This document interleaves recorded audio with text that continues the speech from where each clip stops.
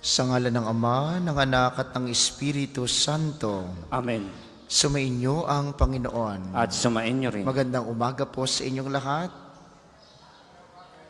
Welcome po sa Pambansang Dambana at Parokya ni Santo Padre Pio. Ngayon po ay Lunes sa ika-15 na linggo.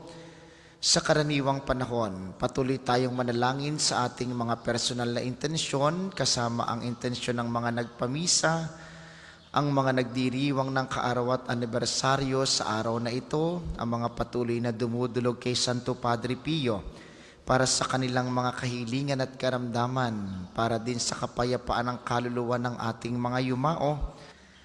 Aminin muna natin ang ating mga kasalanan upang tayo'y maging marapat gumanap sa banal na pagdiriwang.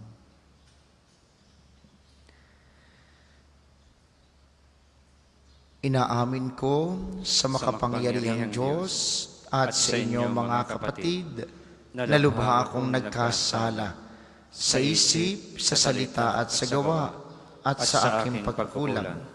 Kaya sinasamo ko sa mahal na Birheng Maria, sa lahat ng mga anghel at mga banal, at sa inyo mga kapatid na ako'y panalangin sa Panginoong ating Diyos. Kaawaan tayo ng makapangyarihang Diyos, patawarin tayo sa ating mga kasalanan, at patnubayan tayo sa buhay na walang hanggan. Amen.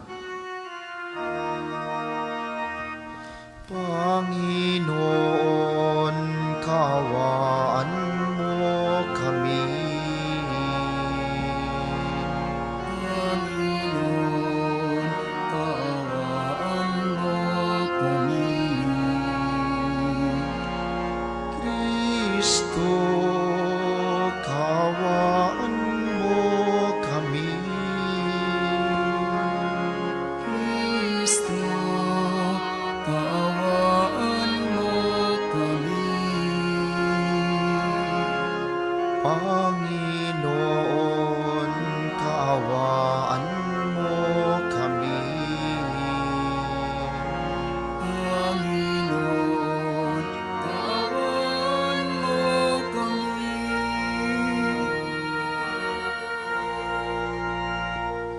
Manalangin tayo.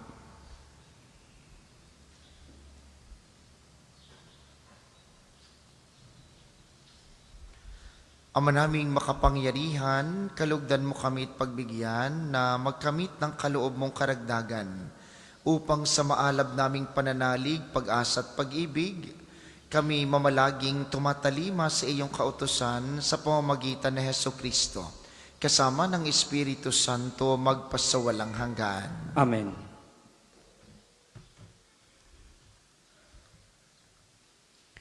Pagbasa mula sa aklat ng Exodo. Noong mga araw na iyon, nang makarating sa Paraon ang balita tungkol sa pag-alis ng mga Israelita, nagbago siya ng isip, pati ang kanyang mga tauhan. Sinabi nila, bakit natin pinayagang umalis ang mga Israelita? Di wala nang maglilingkod sa atin. Ipinahanda ng Paraon ang kanyang mga karwahing pandigma at kanyang mga kawal. Ang dala niya'y 600 piling karwahing pandigma, kasama ang lahat ng karwahe sa buong Ehipto. Bawat isa'y may sakay na punong kawal. Ang Paraon ay pinagmatigas ng Panginoon at hinabol niya ang mga Israelita na nooy naglalakbay sa pamamatnubay niya. Hinabol nga ng mga Ehipsyo ng mga kawal ng Paraon, sakay ng kanilang karwahe. Inabot nila ang mga Israelita sa tabing dagat, malapit sa Pihahirot sa tapat ng Baal Sipon. Pinagharian ng matinding takot ang mga Israelita nang makita nilang dumarating ang Paraon at ang mga Ehipsyo. Kaya dumaing sila sa Panginoon. Sinabi nila kay Moises, wala na bang mapaglilibingan sa amin sa Ehipto? Kaya mo kami dinala sa ilang para dito mamatay? Inalis mo kami sa Ehipto, tingnan mo ang nangyari. Hindi ba't bago tayo umalis ay sinabi na namin sa iyo na ganito ang aming sasapitin? Sinabi na namin sa iyo na huwag kaming pakialaman at pabayaan na kaming manatiling alipin ng mga Ehipsyo, sapagkat ibig pa namin ang manatiling alipin kaysa mamatay dito sa ilang. Sumagot si Moises, lakasan ninyo ang inyong loob, huwag kayong matakot. Tingnan na lang ninyo kung paano kayo ililigtas ng Panginoon. Hindi na ninyo makikita uli ang mga Ehipsyong iyan. Ipagtatanggol kayo ng Panginoon. Wala kayong gagawing anuman. Sinabi ng Panginoon kay Moises, bakit mo ako tinatawag? Palakarin mo ang mga Israelita. Itapat mo sa ibabaw ng dagat ang iyong tungkod. Mahahati ang tubig at matutuyo ang lalakaran ninyo. Lalo kong pagmamatigasin ang mga Ehipsyo at pasusundan ko kayo sa kanila. Ngunit doon ko sila lilipulin. Ang mga Ehipsyo, ang mga kawal ng Paraon, pati ang kanilang mga karwahe. Ipakikita ko sa kanila ang aking kapangyarihan. Sa gayon, malalaman ng mga Ehipsyong iyan na ako ang Panginoon. Ang salita ng Diyos. Salamat sa Diyos. Salmong tugunan, poon ay ating awitan sa kinamtan niyang tagumpay. Poon ay ating awitan sa kinamtan niyang tagumpay. Ang Panginooy atin ngayong awitan sa kanyang kinamtang dakilang tagumpay. Ang mga kabayo't kawal ng kaaway sa pusod ng dagat lahat natabunan. Ako'y pinalakad niya't pinatatag. Siya ang sa akin nagkupkup, nag-ingat, Diyos ng magulang ko, aking manliligtas. Poon ay ating awitan sa kinamtan niyang tagumpay. Siya'y mandirigma na walang kapantay, Panginooy kanyang pangalan, nang ang mga kawal ng Paraon sa dagat ng mga tambo ay nangagsilusong. Ang lahat ng ito ay kanyang nilunod, pati na sasakyat kanyang pinalubog. Poon ay ating awitan sa kinamtan niyang tagumpay. Sila'y natabunan ng alon sa dagat, tulad nila'y batong lumubog kaagad. Ang mga bisig mo ay walang katulad, walang ang katulad, walang kasinlakas. Sa isang hampas mo, kaaway nangalat, nangadurog man din sa iyong mga palad. Poon ay ating awitan sa kinamtan niyang tagumpay. Magsitayo po ang lahat.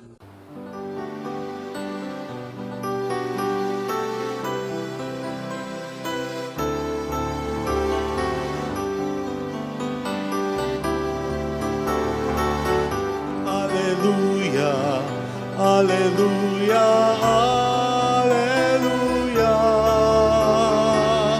alleluia, alleluia, alleluia, alleluia. Alleluia, alleluia, alleluia. Alleluia, alleluia, alleluia, alleluia. Sumainyo ang Panginoon. At sumain niyo rin. Ang mabuting balita ng Panginoon ayon kay San Mateo. Papuri sa iyo, Panginoon. Noong panahong iyon, sinabi ng ilang eskriba at pariseyo kay Jesus, Guro, mari po bang pagpakitaan ninyo kami ng tanda mula sa langit? Sumagot si Jesus, lahing masama at di tapat sa Diyos. Naghahanap kayo ng tanda, ngunit walang ipakikita sa inyo, maliban sa palatandaang inilarawan ng nangyari kay Propeta Jonas. Kung paanong si Jonas ay 3 araw at 3 gabing nasa tiyan ng dambuhalang isda, Gayon din ang anak ng tao ay 3 araw at 3 gabing sasailalim ng lupa. Sa araw ng paghuhukom, titindig ang mga taga Ninive laban sa lahing ito, at ito'y hahatulan ng kaparusahan, sapagkat nagsisi sila dahil sa pangangaral ni Jonas. Ngunit higit na di hamak kay Jonas ang naririto. Sa araw na iyon, titindig ang reyna ng timog laban sa lahing ito, at ito'y hahatulan ng kaparusahan, sapagkat nanggaling siya sa dulo ng daigdig upang pakinggan ang karunungan ni Solomon, ngunit higit na di hamak kay Solomon ang naririto.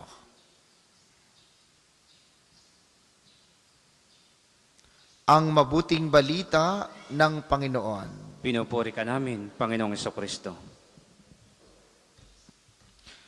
Muli po, magandang umaga sa inyong mga naririto sa atin sa pambansang dambana, hindi sa mga patuloy na nakikiisa sa atin via live streaming, lalo tigit sa mga lagi nating kasama sa pamamagitan ng 95.9 Radyo Totoo dito sa Batangas at mga karatig lalawigan. Mga minamahal, ano pong ginagawa ninyo kapag sobra kayong nalulungkot o may mga pagkakataong nagdududa, yung parang pagod ka na, gusto mo nang sumuko? Anong isa sa mga madalas nating ginagawa na madalas din nating nakakalimutan kung kaya't mas lalong bumibigat ang ating mga nararamdaman?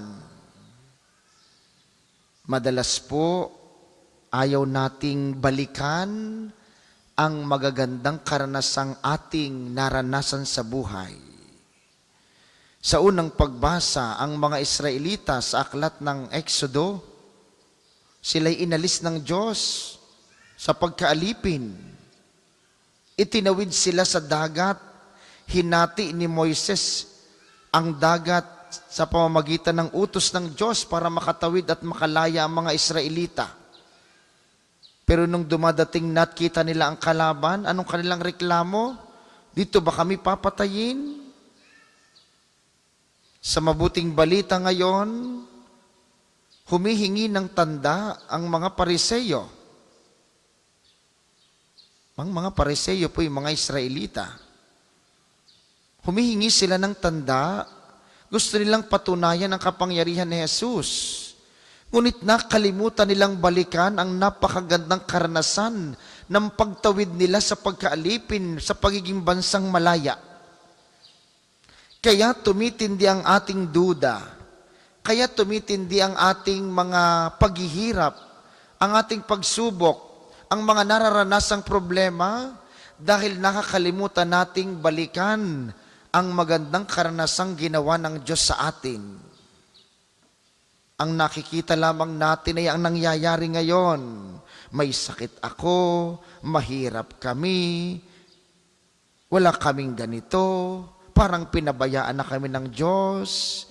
Pero bakit hindi natin isipin sa ating memorya at balikan ang magandang ginawa niya nung tayo unang nagkaproblema, nung panahong nagkamali tayo ng desisyon na tayo ibinangon ng Diyos, nung panahong tayo ay may malaking ginawa, ngunit naintindihan tayo ng Diyos. Nung panahong mas malaki ang ating pinagdadaanan, pero nakaya na natin dahil sa tulong ng Diyos. Kapag dumadating ang panahon ng pagdududa, pagod, at mga tanong sa buhay, balikan po ninyo ang magandang ginawa ng Diyos. Kung bakit lagi tayong dinadala sa imahe ng Kristong nakapako sa krus, kung bakit lagi tayong dinadala sa misteryo ng banal na misa, ay upang ipaalala sa atin na minsan na tayong iniligtas ng Diyos sa ating kasalanan. Ano pang gusto natin? Tayong lahat ay minahal na ng Diyos. Pinakita na niya ang kanyang malaking pagmamahal nung ang ating kasalanan ay iniligtas niya sa kanyang pagkapako sa krus. Ano pang hindi kayang gawin ng Diyos sa iyo ngayon? Gayong kinaya na niyang magpakamatay para sa iyong kasalanan. Kaya mga minamahal, sa mga susunod pat marami pang panahon na makararamdam tayo ng mga pagdududa sa pananampalataya, panghihina ng ating pag-asa sa Kanya, at pagbabaw ng ating pag-ibig sa Kanya at sa kapwa. Balikan niyo po ang ginawa ng Diyos sa ating buhay. Minahal na tayo, nailigtas na tayo. Ano pang kayang hindi gawin ng Diyos sa atin ngayon? Ano pang hindi niya papayagan para maranasan natin muli ang Kanyang pag-ibig? Ano pang kayang hindi niya gawin upang katin muling maramdaman ang Kanyang pag-asa at pananampalataya? Paanyaya sa atin ng mabuting balita at ng mga pagbasa sa mga pagkakataong nanghihina, sa mga pagkakataong napapagod, sa mga pagkakataong nagdududa. Balikan po natin ang karanasan ng pag-ibig ng Diyos sa atin. Siya'y namatay sa krus, muling nabuhay at upang tayo iligtas. Sa ating mga pagkakamali at mga isipin sa panahon ngayon, sa ating mga pinoproblema, lagi tayong dumulog sa Kanya. Muli siyang gagawa ng magagandang bagay. Muli siyang gagawa ng mga kababalaghang hindi natin maisip upang mapanumbalik ang ating malaking pag-ibig, pananampalataya at pag-asa sa Kanya. Para po sa mga maghahandog ng sobre, pakihulog na lamang po sa buslo.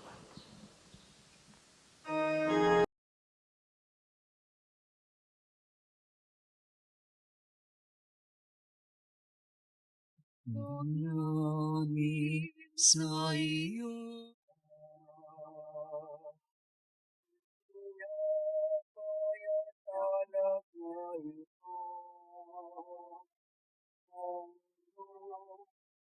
Walang umaasa, sumasamba't nagmamahal sa'yo.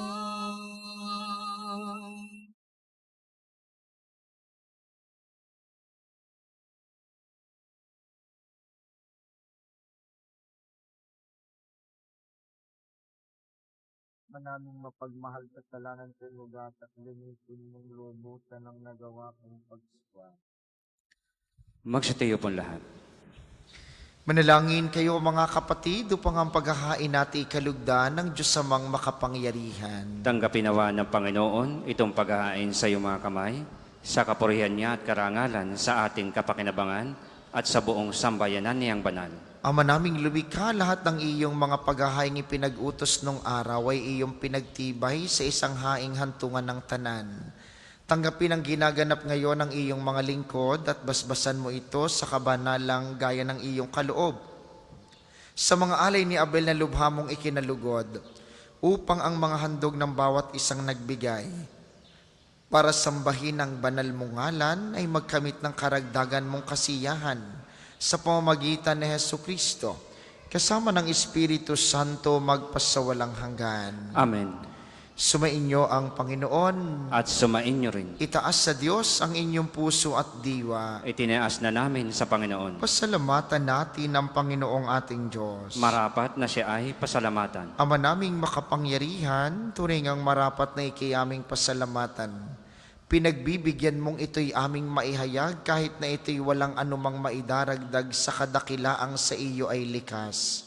Sa pagpupuri namin ang nakikinabang ay kami ring iyong pinakikiharapan sa pamamagitan ng iyong anak na minamahal. Kaya, kaysa ng mga anghel na nagsisiawit ng papuri sa iyo ng walang humpay sa kalangitan, kami nagbubunyi sa iyong kadakilaan. Banal ka pong may kapal, banal ang iyong pangalan, banal ang iyong kaharian, langit lupa'y nagpupugay sa iyong kadakilaan, dinarakilan ng lahat ang naparito mong anak, na siyang nagmulat sa bulag, sa pilay ay nagpalakad, at nakiramay sa lahat. Kung hindi po kayang lumuhod, ay manatili pong nakatayo ng may paggalang. Ama naming banal, ikaw ang bukal ng tanang kabanalan, kaya't sa pamamagitan ng iyong Espiritu gawin mong banal ang mga kaloob na ito, upang para sa aming maging katawan at dugo ng aming Panginoong Heso Kristo. Bago niya pinagtiis ang kusang loob na maging handog, hinawakan niya ang tinapay. Pinasalamatan kaniya, pinaghati-hati niya iyon, iniabot sa kanyang mga alagad at sinabi, tanggapin ninyong lahat ito at kanin, ito ang aking katawan na ihahandog para sa inyo.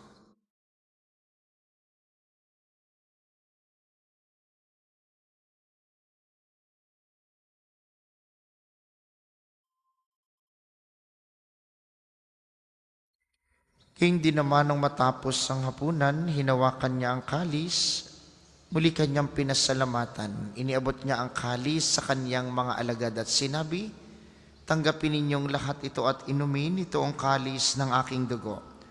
Nang bago't walang hanggang tipan, ang aking dugo na ibubuhos para sa inyo at para sa lahat, sa ikapagpapatawad ng mga kasalanan. Gawin ninyo ito sa pag-alala sa akin.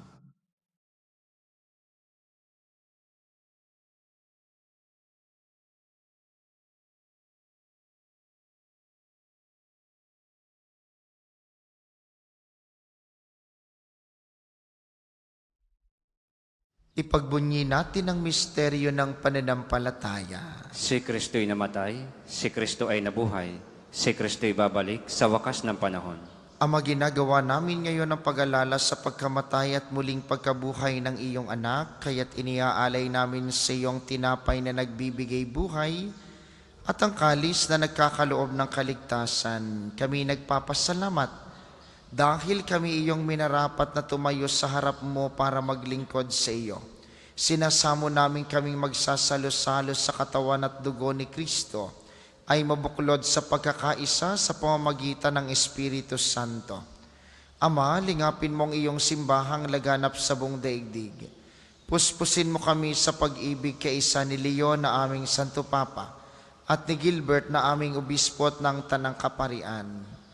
Alalahanin mo rin ang mga kapatid naming nahimlay nang may pag-asang sila'y muling mabubuhay, gayon din ang lahat ng mga pumanaw.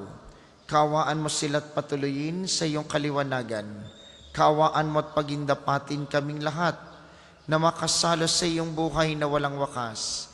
Kaysa ng mahal na Birheng Maria, ang ina ng Diyos, ni San Jose na kanyang esposo, kaysa ng mga apostol at ng lahat ng mga banal na namuhay dito sa daigdig ng kalugod-lugod sa iyo. May pagdiwang nawa namin ang pagpupuri sa ikararangal mo sa pamamagitan ng iyong anak na aming Panginoong Heso Kristo. Sa pamamagitan ni Kristo kasama niya at sa kaniyang lahat ng parangal at papuri ay sa iyo, Diyos samang makapangyarihan kasama ng Espiritu Santo, magpasawalang hanggan. Amen. Amen. Amen. Sa tagubilin ng mga nakagagaling na utos at turo ni Jesus na Panginoon natin at Diyos, ipahayag natin ng lakas loob.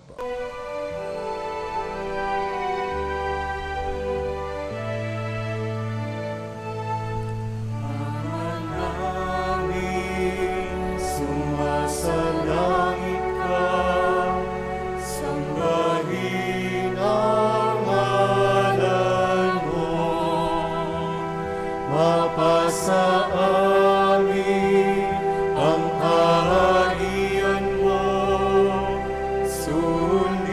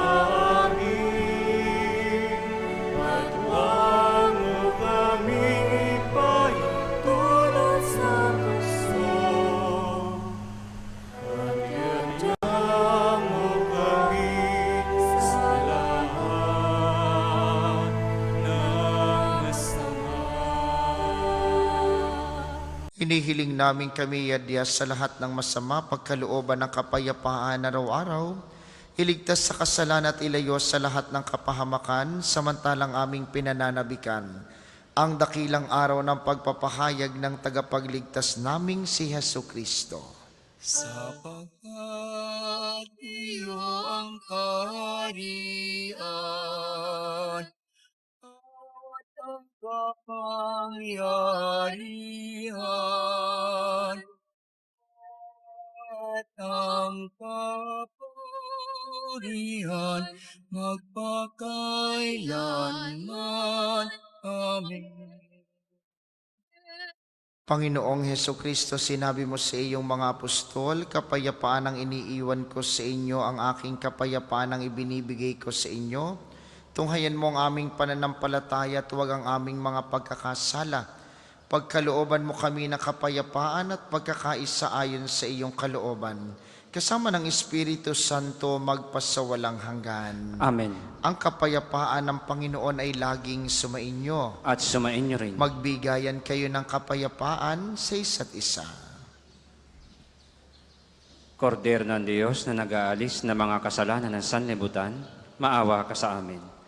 Kordero ng Diyos na nag-aalis ng mga kasalanan ng sanlibutan, maawa ka sa amin. Kordero ng Diyos na nag-aalis ng mga kasalanan ng sanlibutan, ipagkaloob mo sa amin ang kapayapaan. Kung hindi po kayang lumuhod, ay manatili pong nakatayo ng may paggalang.